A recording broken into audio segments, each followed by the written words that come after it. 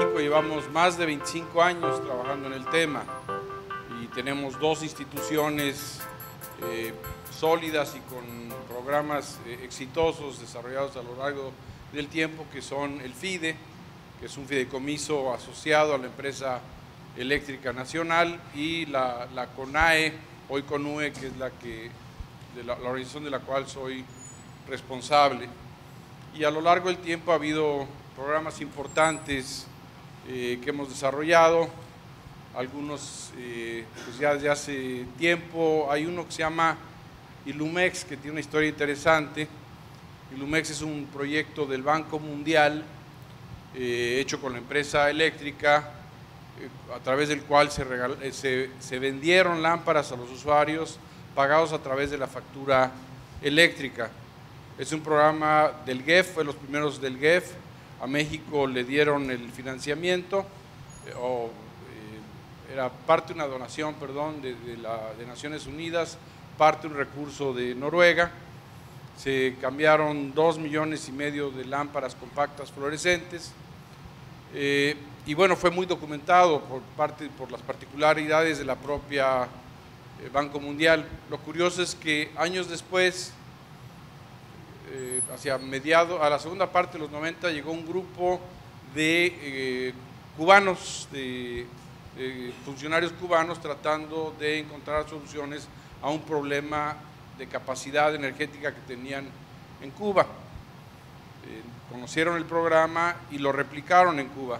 Tuvieron un primer intento donde compraron equipos, lámparas ahorradoras muy baratas que empezaron a fallar. Les tuvieron que pedir estándares más altos y lograron reducir la demanda en Cuba, porque las lámparas ahorradoras consumen una cuarta parte, demanda una cuarta parte que una incandescente, no eficiente. Pues resulta que ese programa los cubanos lo vendieron a Venezuela, con Hugo Chávez en el gobierno venezolano.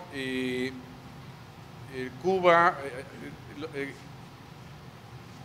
el gobierno venezolano estuvo promoviendo en la región, en varios países, programas donde se regalaban lámparas. Para el BID hice un estudio donde se llegaron a regalar 200 millones de lámparas ahorradoras en la región. Y digamos, esto permitió que se lograran reducciones de consumo más allá de México. Entonces, simplemente lo que refiere es que es una historia que en México empezó, en México hemos tenido y que tuvo eco en la región.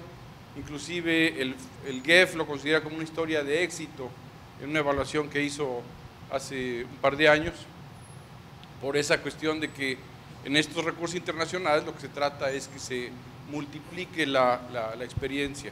Pero en este caso también es importante porque se documentó desde el diseño hasta los resultados. Y bien, hay otros, como he dicho, ha habido otras versiones de estos programas en México. Hoy día hay uno con 40 millones de lámparas para los usuarios, la gente en zonas rurales, poblaciones de menos de 100,000 habitantes, de bajos ingresos, por aquello de que en México ya está prohibida la venta de lámparas incandescentes.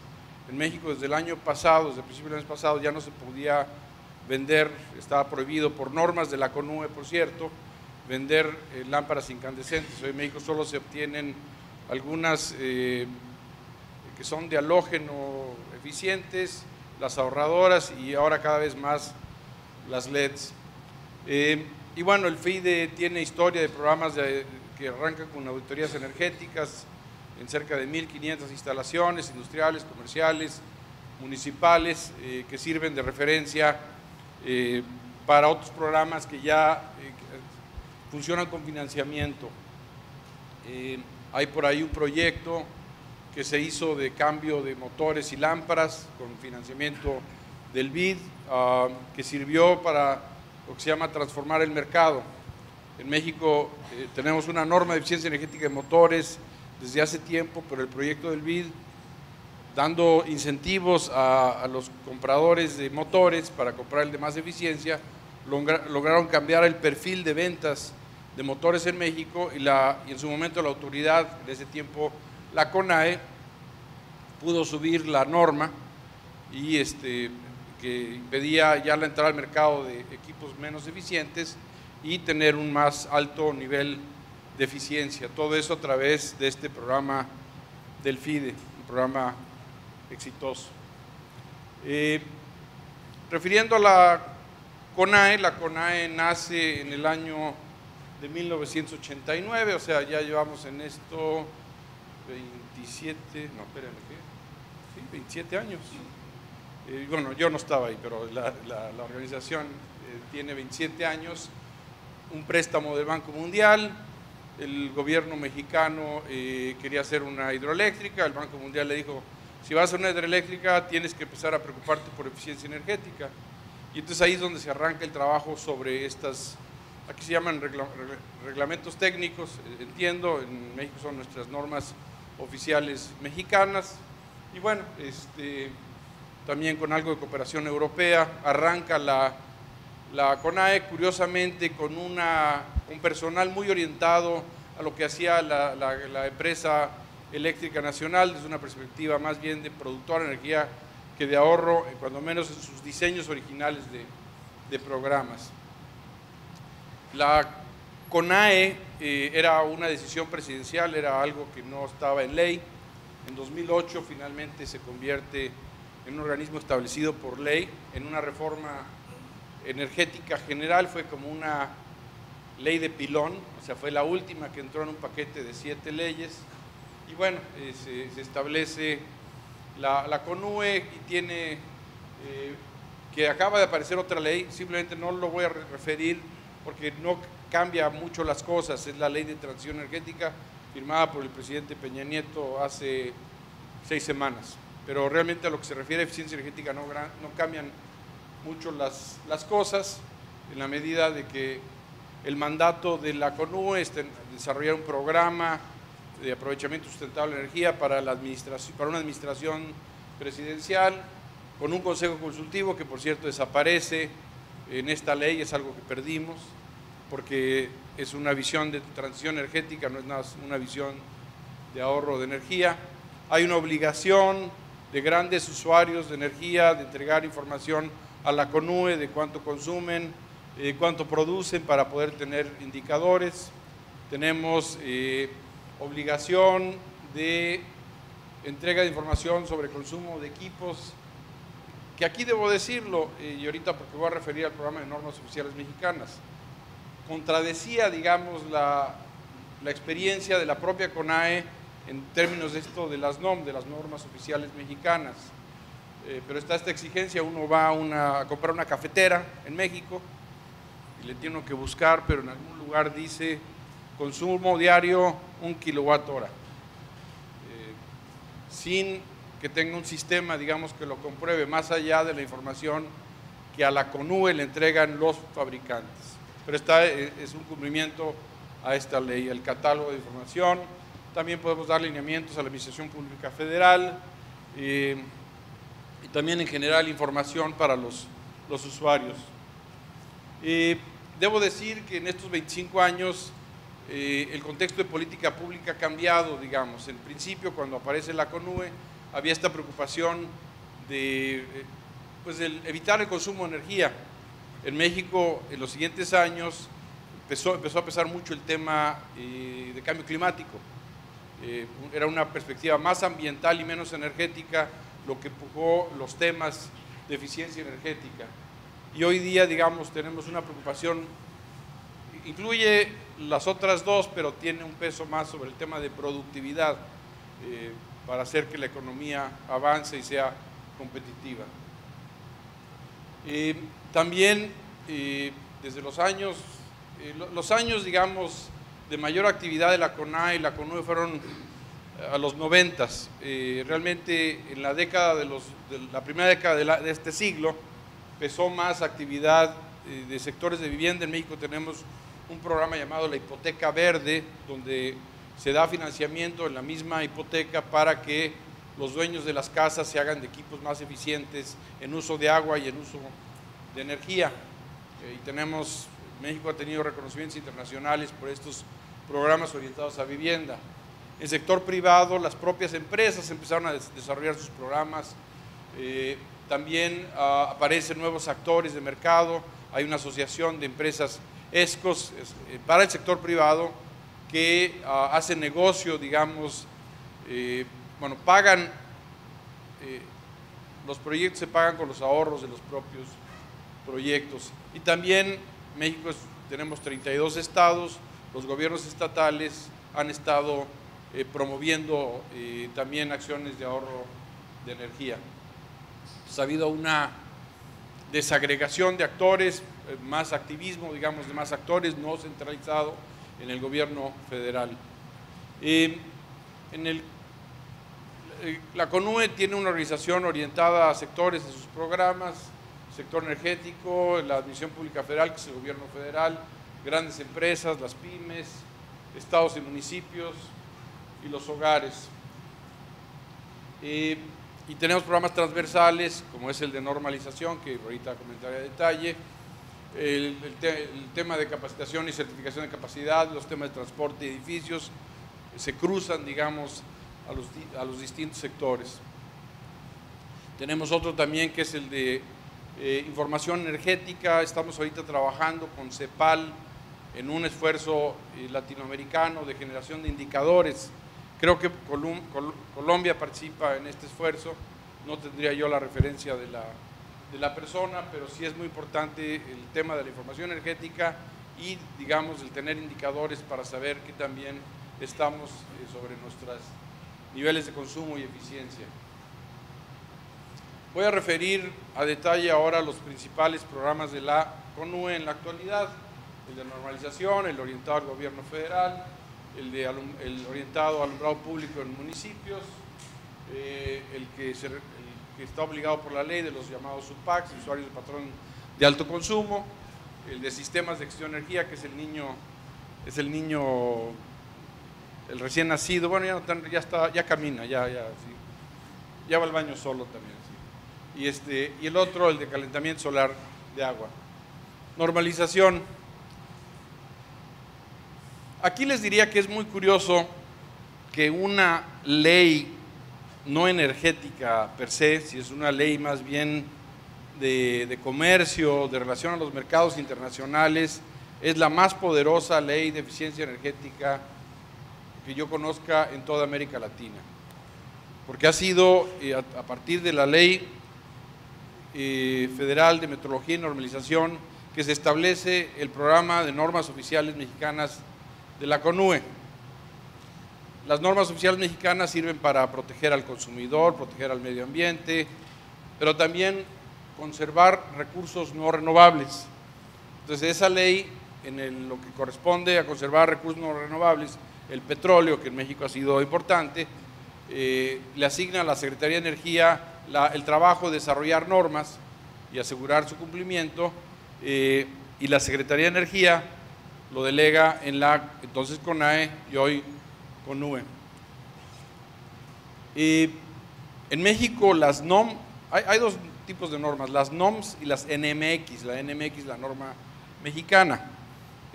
Ahí esto equivaldría a un reglamento técnico.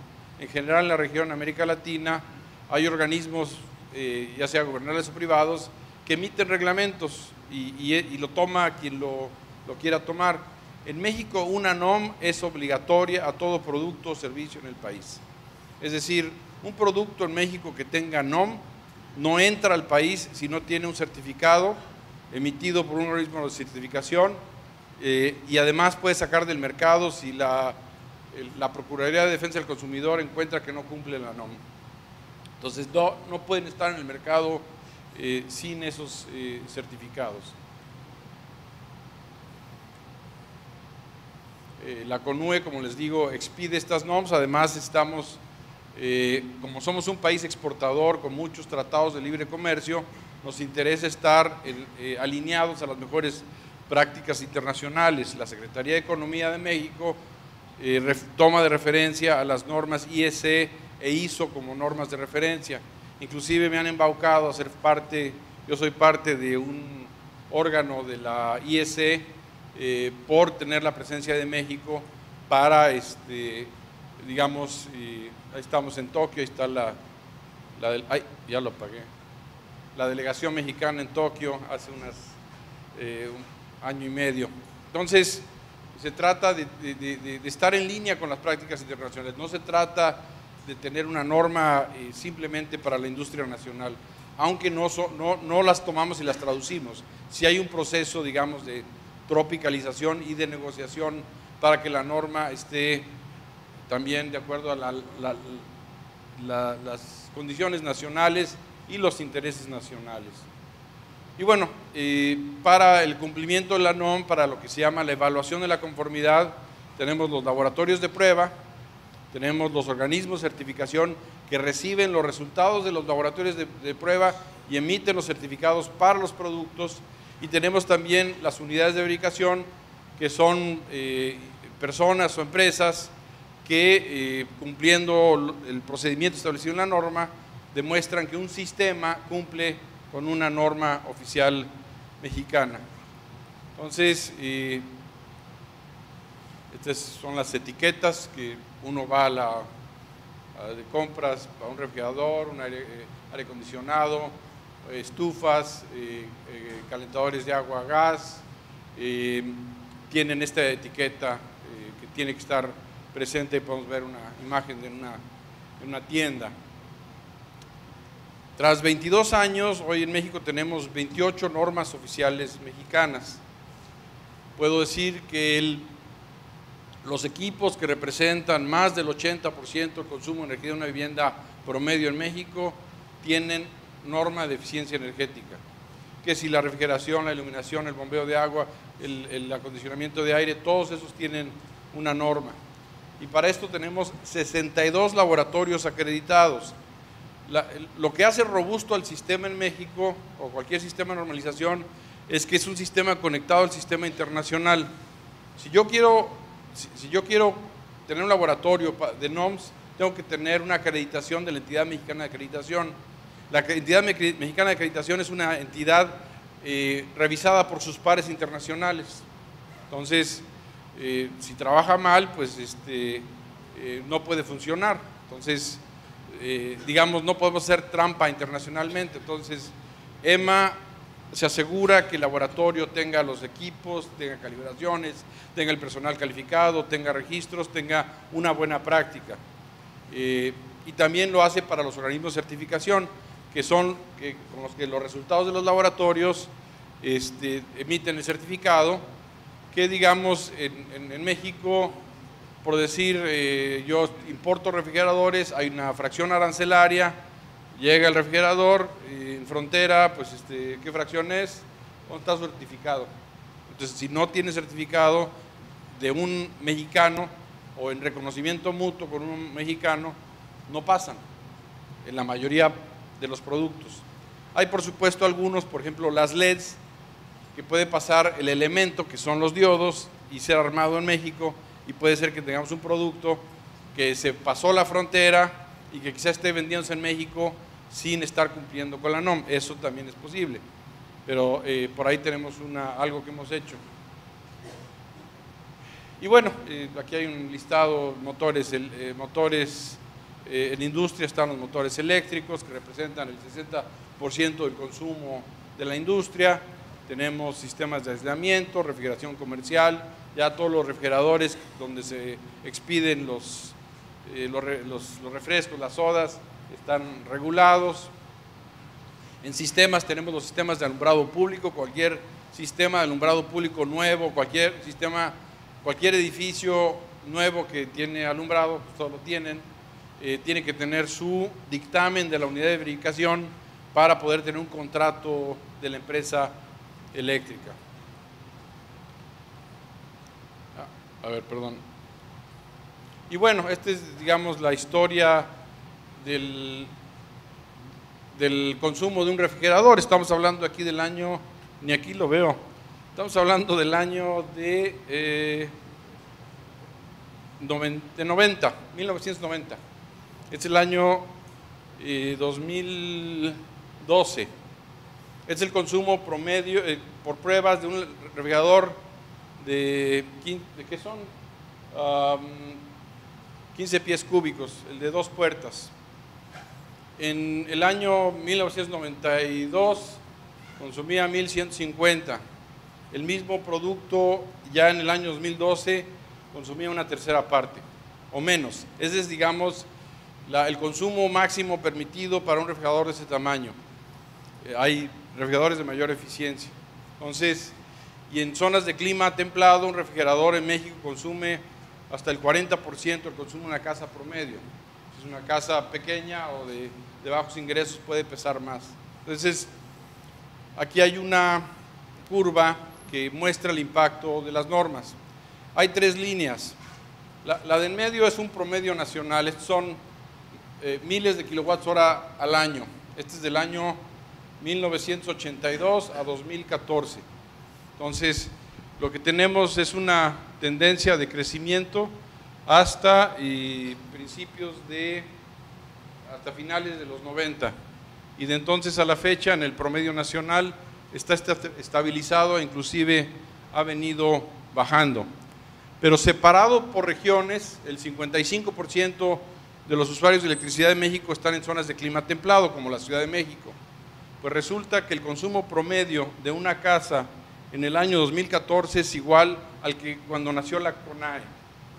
Y digamos, en este tiempo las casas se han hecho de computadoras, se han hecho de hornos de microondas, tienen teléfonos celulares, su refrigerador es más grande. Entonces el hecho es que esto debería estar más bien por acá, en esa tendencia. Entonces en México le detuvimos el crecimiento a la demanda del sector residencial. Y es curioso porque en México el 95% de los usuarios del sector eléctrico pagan una tercera parte de su costo, están subsidiados. Entonces, en un sector subsidiado pudimos a través de regulaciones reducir el consumo promedio. Tenemos un reto mayor en las zonas de clima cálido. Aquí tiene que ver no tanto con los equipos de aire acondicionado, sino con la envolvente. Se refería hace poco en la presentación anterior este tema de la modificación de la construcción. 45% de los usuarios del sector residencial en México viven en zonas de clima cálido. Entonces aquí tenemos un reto mayor.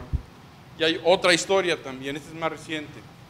Este es el consumo de gas LP y gas natural en los hogares de México.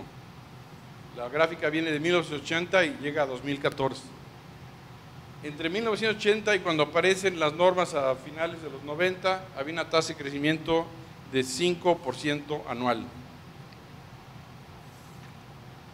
Hoy día el consumo total, aun cuando han subido, el crecimiento de la población ha sido del 1.2%, el crecimiento del número de viviendas ha sido del 2,4%, es menor. Aquí una sola norma, la norma de calentadores de agua a gas. Eso significa, en los dos conjuntos de normas, digamos eléctricas y de gas, representan en pesos al año a la economía mexicana 600,000 millones de pesos. Devaluando un poco el peso a 20 pesos por dólar, ya estamos cerca de eso, sí, pero estaríamos hablando 600 entre 20 me da 30,000 millones de dólares en 22 años, que no ha gastado la economía nacional en energía. El sistema mexicano es muy robusto, el sistema mexicano obliga a un nivel de eficiencia, no es un sistema de etiquetado, es un sistema donde el producto que entra al mercado está obligado a esa condición.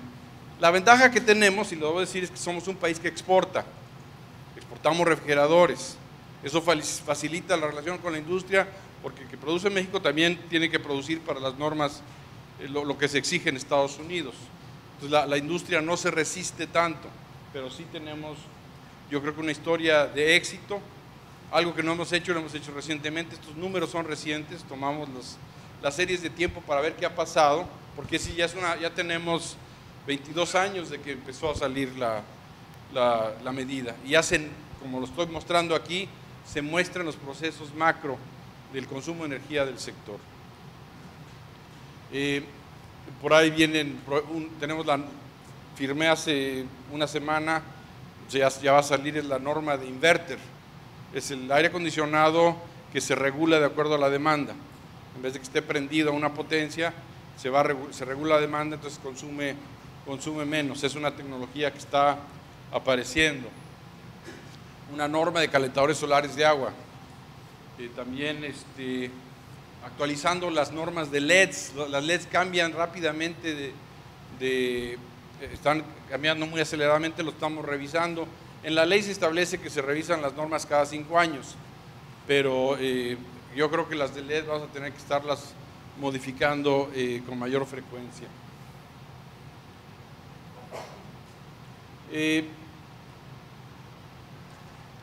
Pedí que me avisaran cuando me faltaran 5 minutos para los 30 minutos.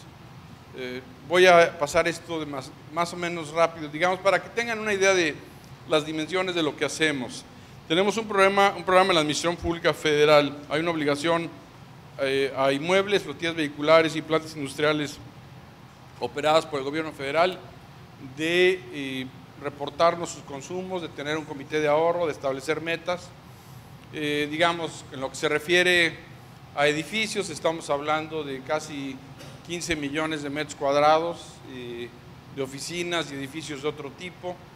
Este es, digamos, el perfil por el indicador de kilowatts hora metro cuadrado por año de los edificios. Se trata de trabajar con los más intensivos de energía, flotas vehiculares, las que tienen que informar de sus consumos, o los que tienen vehículos. Estamos hablando de 100,000 vehículos en total en la Administración Pública Federal. Hoy día, por los cambios en la ley, ya la Comisión Federal de Electricidad, que es la empresa eléctrica nacional, que está en proceso de cambio, y Petróleos Mexicanos ya no están en este juego, pero habían estado trabajando con nosotros. Y bueno, se trata se registran anualmente, definen un responsable, definen un comité, registran los vehículos, registran el edificio. Los datos de consumo eléctrico los obtenemos de la empresa eléctrica. Se establecen planes anuales de trabajo. Aquí hemos metido ya la obligación de arrancar sistemas de gestión de energía. Inclusive tenemos una red de aprendizaje para edificios públicos para operar sistemas de gestión en edificios. Aquí podemos ver inclusive lo uso de ilustración, pero aquí podemos ver 3 inmuebles con diferentes intensidades de consumo que han tendido a la baja a lo largo. Este programa ha existido desde hace 15 años. Es algo que está obligado y es constante. No tiene dinero para invertir, pero estamos supervisando y ayudando a los operadores a tomar buenas decisiones en su consumo de energía. Aquí hay unos resultados globales, algo que ya tenemos en base a la información que hemos obtenido, un sistema de benchmarking basado en lo que hace Energy Star. Inclusive ya lo revisaron funcionarios de Energy Star y nos dicen que está bien. Este año estamos considerando que todos los edificios públicos, y es una referencia respecto a los otros edificios, es un benchmarking, la base de datos son edificios existentes, y con 10 variables puede uno saber dónde está uno ubicado en esos rangos de eficiencia o no eficiencia. Tenemos un proyecto orientado al alumbrado público, un pequeño dinero que se da a quien cumpla ciertas condiciones. Se le paga el 10%, el 15% hasta 10 millones de pesos de su costo en luminarias, pero tiene que cumplir las NOMS de la CONUE en 2 sentidos. De las luminarias, los equipos que instalan, nosotros nos aseguramos de que los instalen, pero también de sistemas de alumbrado, que la instalación está hecha para dar los niveles de iluminación aceptable. Hemos trabajado con una décima parte, en México son como 2.500 municipios, han trabajado con nosotros más de una décima parte. Se han entregado incentivos a ver cómo estaban los números que tengo acá, a 15 municipios, se van a entregar a otros 30, pero esto nos ha permitido, en México el tema de alumbrado municipal es un tema que se presta a mucha corrupción. y está la moda de los LEDs. Entonces le llegan a ofrecer a los presidentes municipales los LEDs. Yo me imagino que pues también les conviene ese tipo de compra, pero este programa a la CONUE lo ha posicionado como una referencia. Inclusive nos tocó apoyar un proceso muy politizado en la ciudad de Guadalajara. Guadalajara creo que es la ciudad, si no la segunda, usted es de Jalisco, ¿verdad? Es la tercera importancia, la segunda en México, de cambio de 40,000 luminarias. ¿Y quién fue la organización que ayudó a servir de árbitro sobre los temas técnicos? La CONUE. ¿Y basado en qué? En las normas. Si no tiene un certificado la luminaria, no entra al concurso.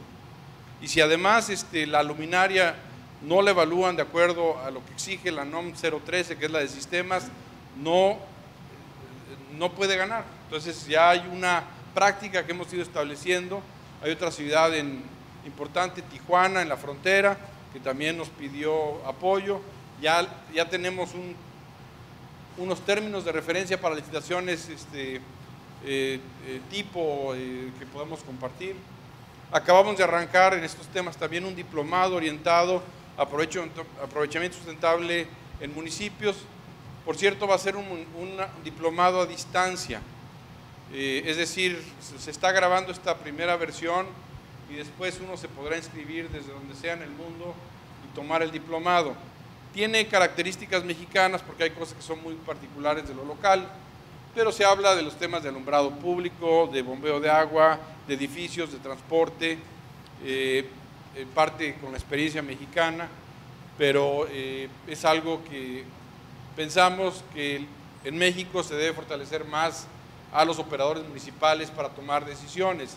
En un municipio, cuando vamos en México, se toman decisiones de edificios por el permiso de construcción, se toman decisiones de la infraestructura de transporte, se toman decisiones territoriales, digamos, para el uso de energías renovables, se pueden tomar decisiones para obligar al uso del calentamiento solar de agua, etc. Usuarios de patrón de alto consumo, la presentación la van a tener, hay reportes de esto en nuestro sitio, pueden ver este es un programa que no ha sido tan exitoso, no lo diseñamos nosotros, entró con la ley.